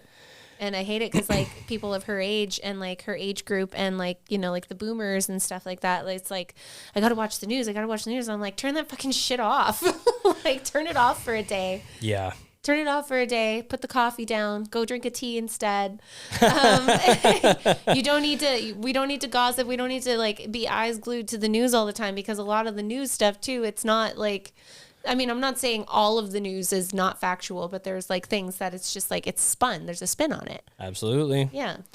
What's next, Dev? What do we got here? I think we finished that off pretty nice. I think that was a really good one. That was a good little riff we got there. The next one, I'm super excited to talk to you about this one because this is where, you know what, you made me smile when we were in our little voice chat thing there because I was feeling, it's not that I was feeling uninspired. It's just like, or unmotivated. It's just like I lost that spark.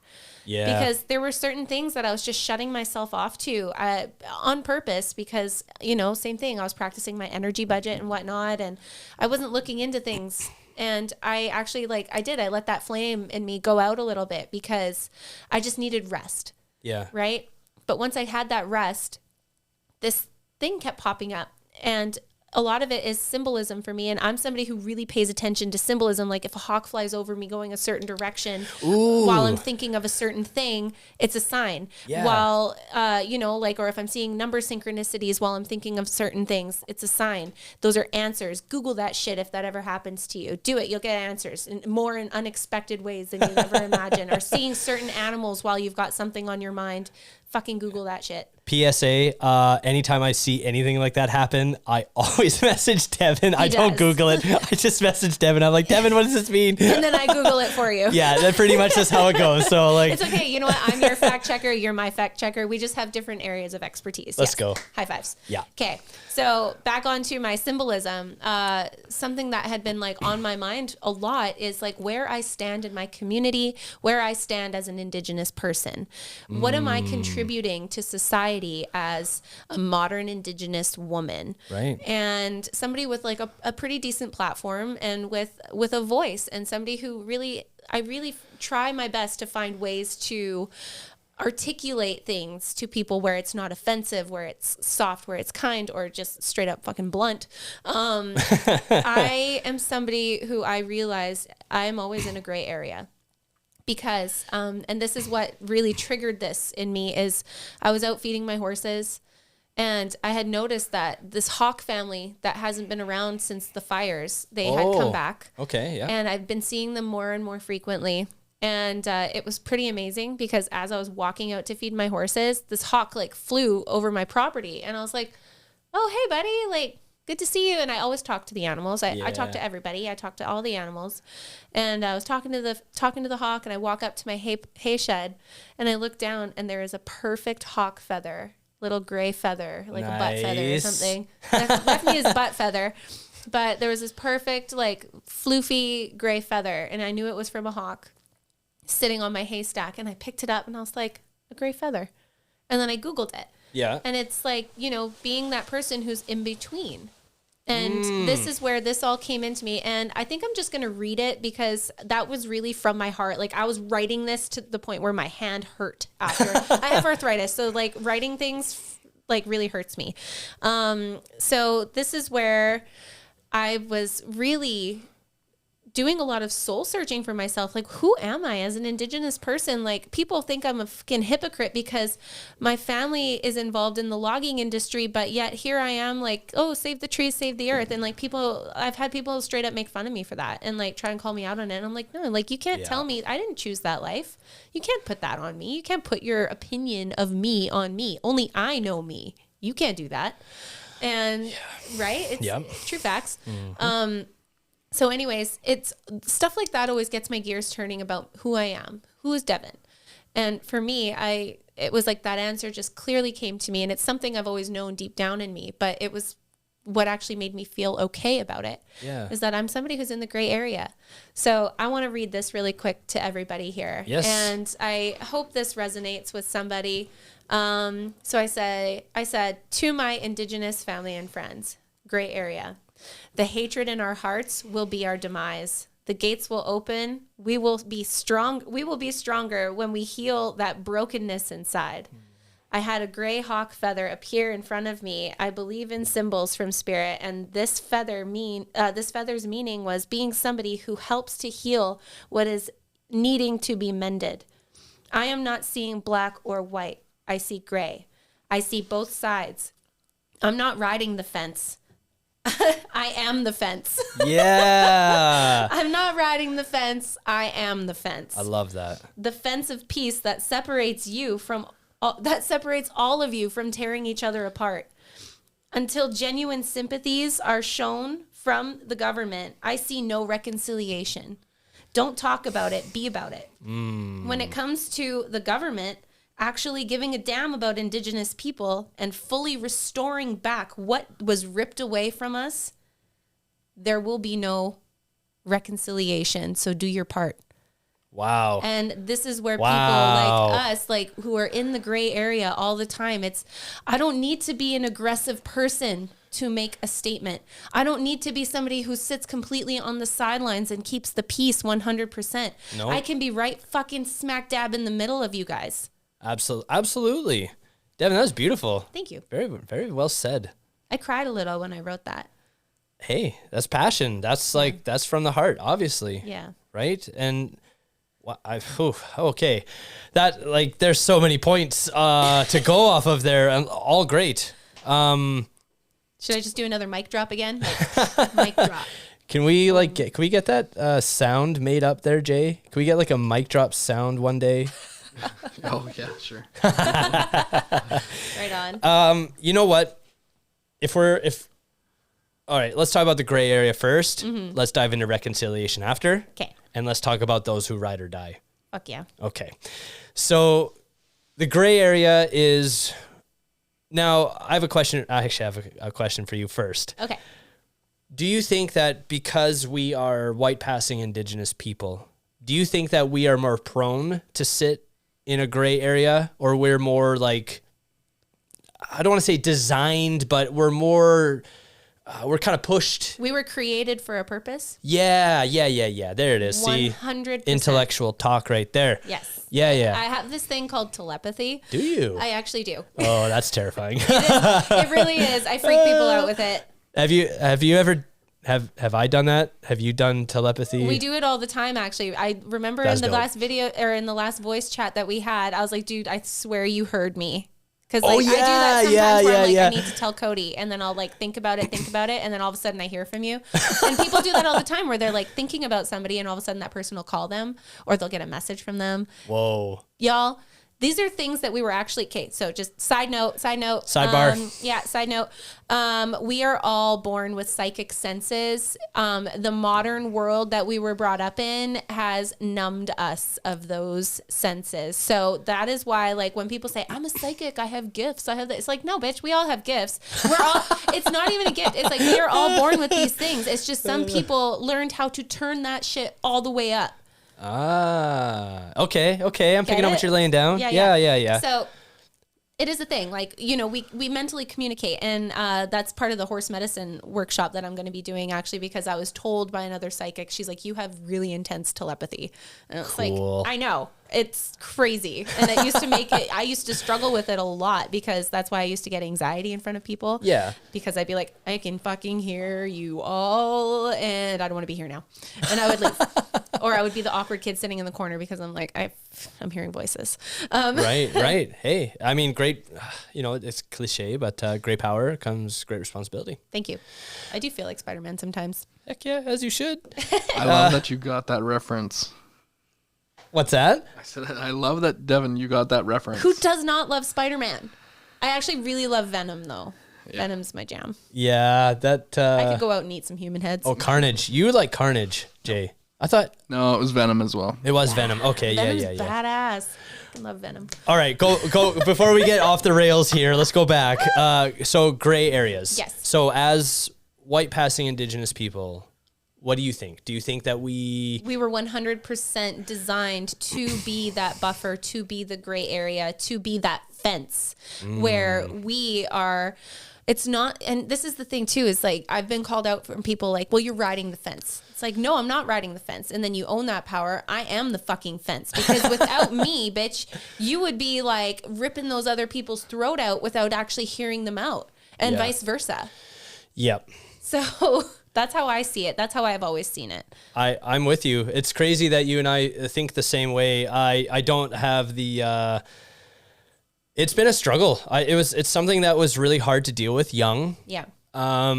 Just, you know, especially being in like high school, you know, there's always like, I don't know why. I mean, I do, but like I don't at the same time. Yeah. There's always like beefs between like the white kids and the native kids. Oh, I remember. All the time. So I went to VSS, but I remember Seton, like cousins, because I was like one of the only Indigenous kids in my school. Right. But I remember all the Seton kids, my cousins and shit, rolling up to VSS, and I'd be like, what are you guys doing here? Oh, yeah. Like, oh, we're here to throw down with so-and-so. And I'm like, oh yeah, level blah, blah, blah. They're up there. Like, okay, but you didn't see me here. I didn't tell you where they were. Don't leave me out of it. You know? Oh yeah. It was bizarre, but it happened. And when it involved friends of mine who were white, I would get in the middle. Oh, whoa, hey, what's going on? Like, why, like, cousins, what's up? Like, what's the beef here? You know? And I got called out for it many times, but I still felt I needed to be that person to talk sense. You know, because I stopped many bar fights like that too, right? Same. Yeah. Oh man, I got a good story, but I can't tell it. It's okay. But yeah, I can't speak for all of us, obviously, but you know, you and I, at least, you know, we've taken upon ourselves to keep that peace, to try to understand that listen, there's a saying that I live by. There's always three sides to a story: your side, my side, and the truth. Yeah. And so what I always believed is that like you have to hear the other side. Yeah. Okay. You know what? It's like sometimes you don't. There are times where you don't. You know, I remember it was after high school, and I ran into Ryan. This is before your time, I think, with him. Yeah. Ran into him and a bunch of other cousins. They just had a huge fight. They got jumped. Oh, I know this story. Yeah. I'm not going to tell the story, but I what I'll say is I ran into them. One of our friends was running their mouth. Yeah. And then some big guys rolled on them. Right. And I saw them after at 7-Eleven. Yeah. And they were, they got licked pretty good. Like, I don't know what the other guys looked like, but our cousins were a little, they weren't looking good either. So, but I remember seeing that, and it was like, we got to find these guys. Like, we got to pay back, and it wasn't even a question. It didn't, at that point, it didn't matter because violence was ensued, like was it right? Is fighting right? Sometimes. But and the funny thing is too is like if you know the story, like the person that kind of did like threw up arms and stuff was just joking. Just jokes, all jokes, and that's the difference between our humor and like non-Indigenous humor. Is like we'll act like we're about to throw hands with you, and then it's like just kidding, and then those they won't get it. They'll be like, well, let's fucking do this. It's like, whoa, bro, like lighten up. We're just joking. Yeah, it's true. There's so much, when it comes to, trying to be peaceful. Yeah. It's hard. It's hard work. Yeah. And sometimes you're going to be called out for it. But honestly, something that my mom always told me growing up. Yeah.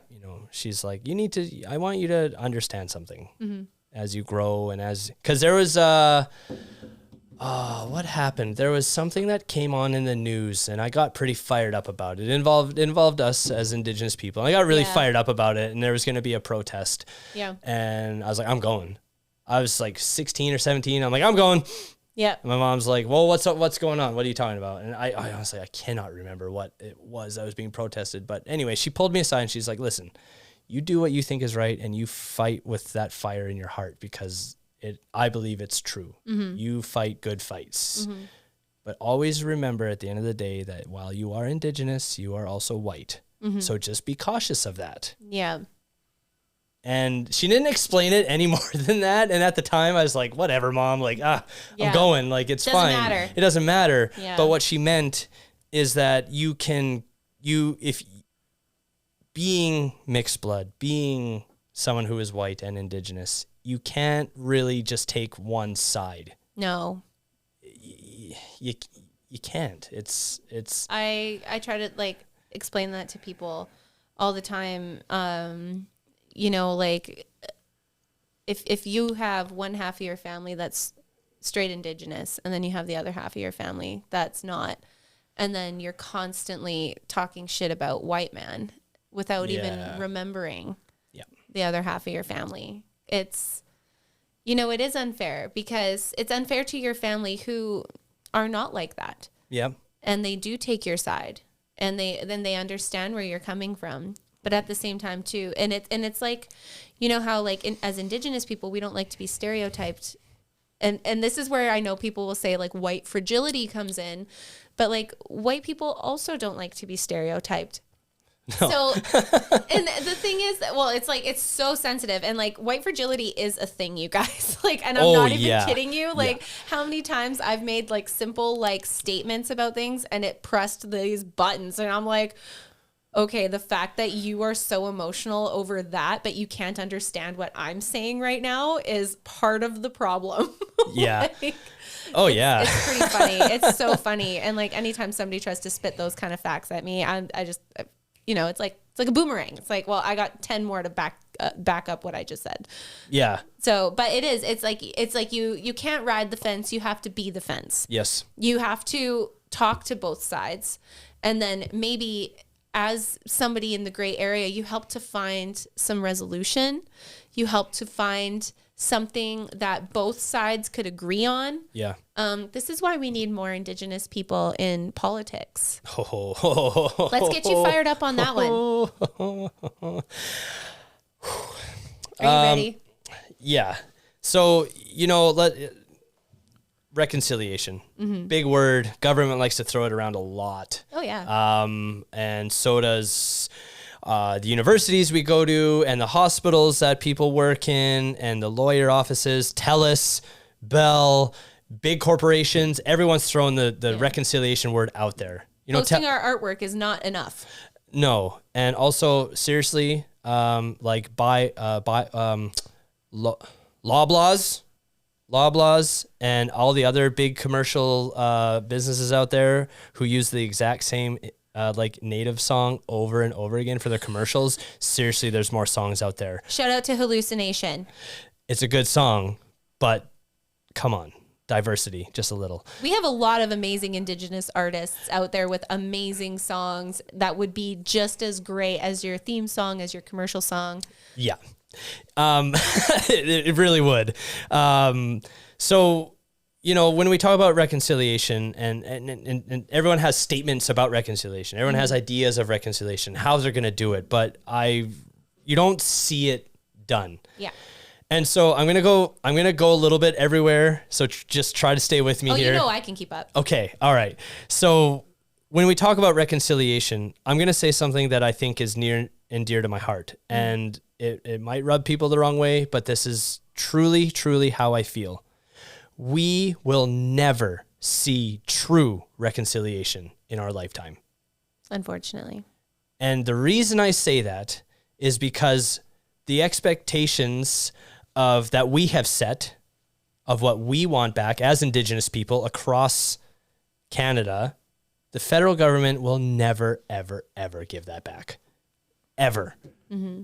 And when we talk about reconciliation, the reason why it's so hard for anything to get done when like BC, I give them, you know, the NDP, I will give them some credit for taking some steps in terms of reconciliation. I mean, they endorsed or they put UNDRIP into law. We still don't know what that means, but it's a step nonetheless. Yeah. However, when you look at the influence and the grip that corporate entities have on this country, it is always going to be a fight between Indigenous people and business. That will never end. Yeah.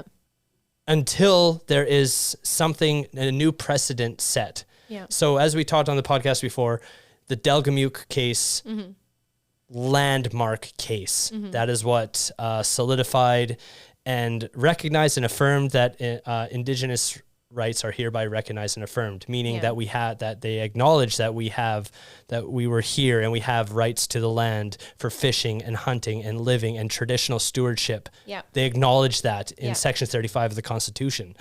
So the Delgamuukw case was really, really instrumental to solidifying that. But what that did is that set precedent, meaning now other court cases have that to stem from. They can say, look at the Delgamuukw case. They got, they were awarded, or they were, not awarded, but the judge ruled X, Y, and Z. So now other tribes and other communities can use that and say, hey, well, we want to fight for the same thing. Well, Delgamuukw gives us that to be able to fight with. Yeah. So what I'm trying to say is, as long as the government is in bed with all of these gigantic business corporations who just want to rip up the land and put pipelines through and natural gas lines and do fracking, the minerals, and steal it all away, the fight will always be happening. Now, I did say that I don't think we will ever see true reconciliation in our lifetime. And however, I say that because there is a way to possibly change that. I think that we need as many Indigenous people, young and old, it doesn't matter. We need more people involved in politics. We need people who are from our Indigenous communities to get involved in politics. Run for your municipality, run for your MLA position, run for the federal office. Throw your name in there. Yep. Get educated, learn about how politics works, because the only way we are ever going to make any change in this country is if we get into office. Yep. And we start pushing that change. Yep. Because that's how culture shifts happen. I'm sorry to say, there are some dinosaurs in politics right now. There are people who are so old and so out of touch with what is going on in this country that they don't belong in that office. And the only reason that they're there is because they have people who have rode with them for so long that they just don't vote any differently. It's the buddy thing. It's the buddy thing. The buddy system. We need to shake up the buddy system. Yeah. I don't want to be anyone's buddy. It's like the same thing, like when you go to a new school and you're trying to get onto a volleyball team, but like the same girls get on the team every year, all the time. Yeah. And you try out, but it doesn't even matter because that's their clique and they're going to vote you out. It doesn't matter if you're the best player out there. Mm-hmm. It's the same kind of shit. You know, it is. It's like, no, we're comfortable and we all agree with each other.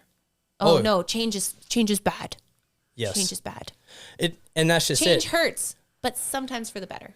But here's the thing, though. I agree with you when you're saying that we won't see true reconciliation. I don't think we actually will, like, fully ever, because my one question is, how much of BC is unceded land? Bingo. Most of it.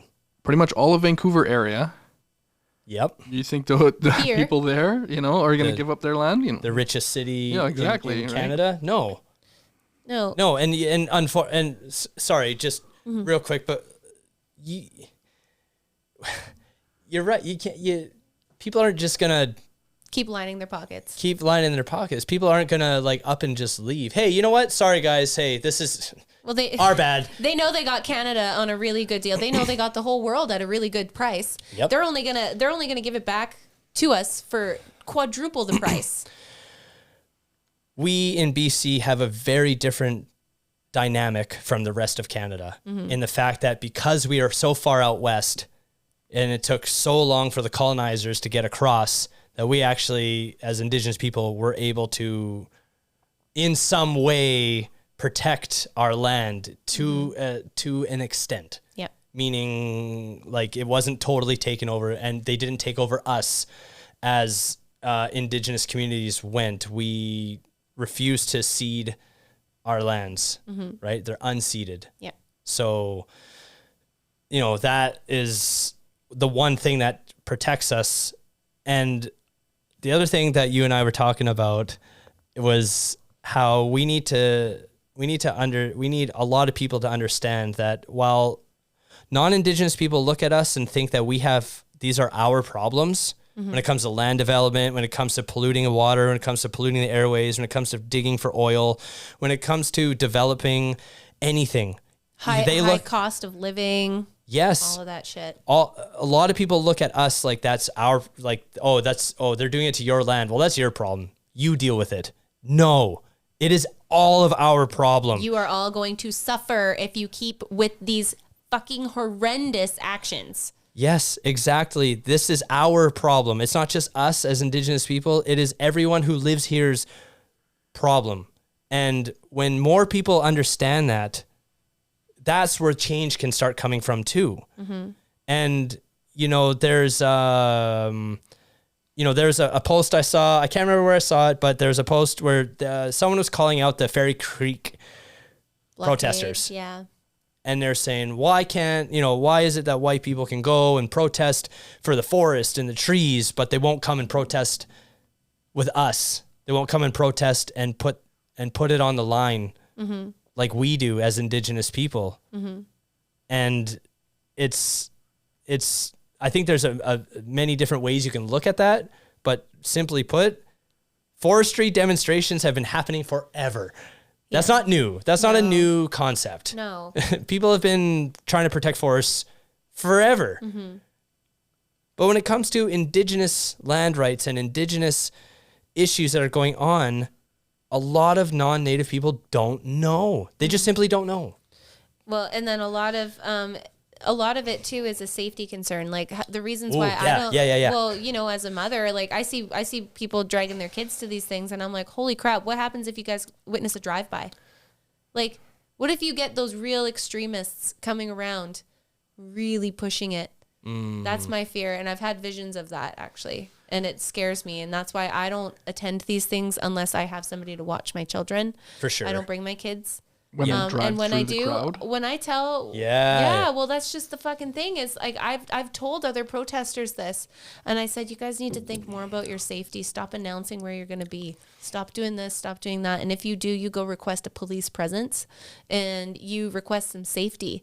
And maybe when you're posting videos and you're doing all these things, pick a private area where you can go and do that. Somewhere where you're not so exposed. This is my thing too. It's just like, I don't want to be the person to think like that and put negative imagery into your mind, but we have to be prepared for those scenarios. Yes. Yeah, it's getting more violent. You definitely see that now. And the thing that you and I had talked about was those people who are willing to put it all on the line, and those who don't. Yeah. You know, there's people willing to go to jail for protecting the Fairy Creek forestry, right? But then, you know, when it comes to protecting the Wet'suwet'en land and development of that pipeline, you know, from what I've seen, it's a small group of people. It's not a lot of people. It's local people from that community. Obviously some visitors are there too, but that's where you see the gray area stuff come in too, though, because you got half the community on board, half the community absolutely against it. And we've talked about that, right? We've addressed that in the past of the difficult position you get put in when you have colonial chief and council systems put in, and then you have hereditary systems put in where the hereditary chiefs rule the lands outside of the reservation. Yeah. But the chief and council rule the reservation, right? Yeah. So when you have this internal leadership conflict of like a colonial governing system versus traditional, but yet at the same time, some people are saying, well, our people need to eat. We need money for our community to, you know, housing, water. And that's always the problem is money. Money is always the problem. Money is always the problem. Right? And that's where I like to jump in and fucking talk about this whole money issue here is that, you know, before all you colonialists came in, money was never even a thing. It was our communities, they took care of each other. We all hunted to provide. We all made clothes to provide. We all picked berries and picked medicines to provide for everyone.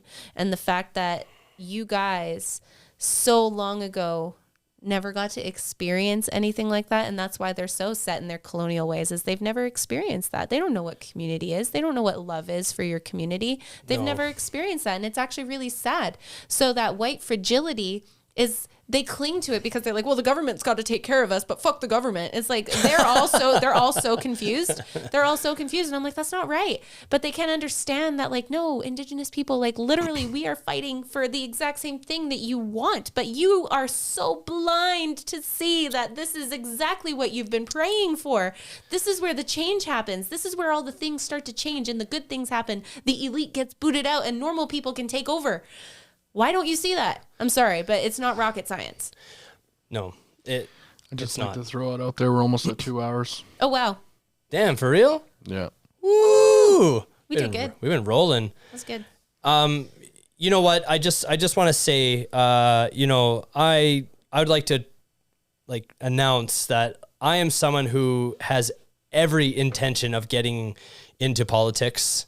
I will be involved in many different ways, whether that is with chief and council or the local municipal government or becoming an MLA or even federal. I have strong ambitions and a strong drive to get into politics because I want to start inspiring and motivating our Indigenous youth to start learning, to start understanding how our political systems work so we can get into these positions and start sharing with the people who we want to vote for us the issues at hand and show them how our issues are their issues, and that we share something so common in protecting this earth and protecting our lands that we live on. And we have to slow everything down, and we need to take a serious, long, hard look at ourselves as people and understand that we are getting so close to the point of no return on Turtle Island that it's becoming so scary. It's going to be decimated. It is. We have to make serious changes. And I'm sick and tired of the arguments. Please, people, come up with a better... you don't want the pipeline? Well, do you drive a car? Yes. No shit. I drive a car. You don't like a mine? Don't you own a cell phone?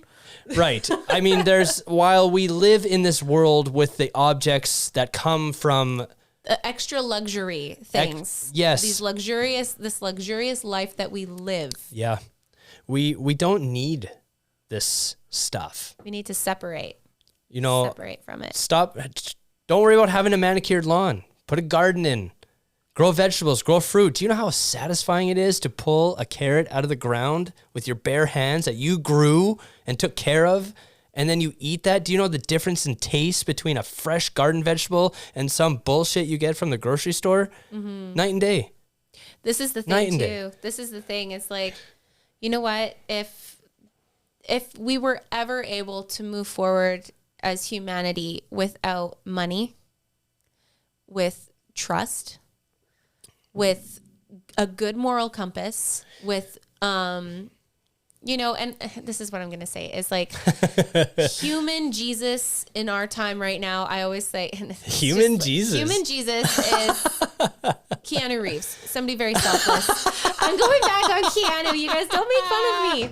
Don't make fun of me. I look at him where I'm like, this is Jesus. This is Jesus returned. I love Jesus it. Returned. No, keep going. You're good. Keep going. So, can you picture this? And I'm just asking everyone to just picture this with me. Close your eyes, go to this place. You're in the countryside and your government is walking into your community and everyone gets a herd of cows to provide for themselves. Everyone is granted land. Everyone is granted the tools that they need to get through any season on this planet, and put into these communities where everybody has different qualifications to help with these communities. Doctors, law, teachers, farmers, seamstresses, healers, anything that you can imagine that a community would need. Imagine that you all did this without needing to exchange money. Imagine that you all did this without needing to worry about making rent, without needing to worry about putting a roof over your head, that kind of shit. Imagine if the government could actually just be human and put themselves in your shoes and actually provide these things to you, and then waive all money, get rid of it all, burn that fucking shit. We don't need it. Be human, live.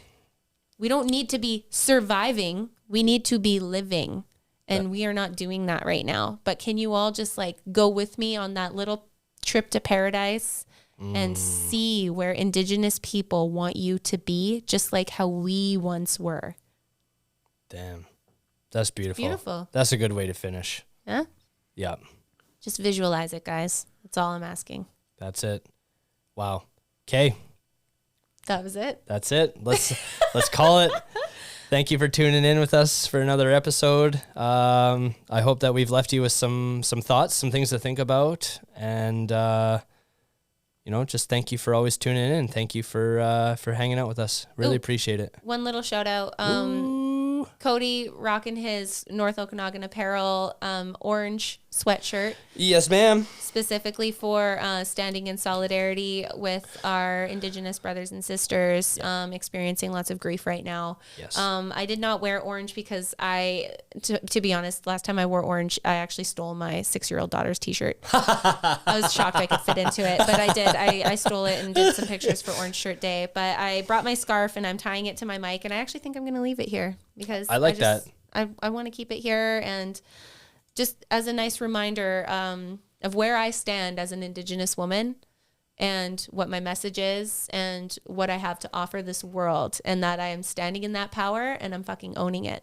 And I love you all. Cody, love you. Jay, love you. Love y'all. I love what we're doing here.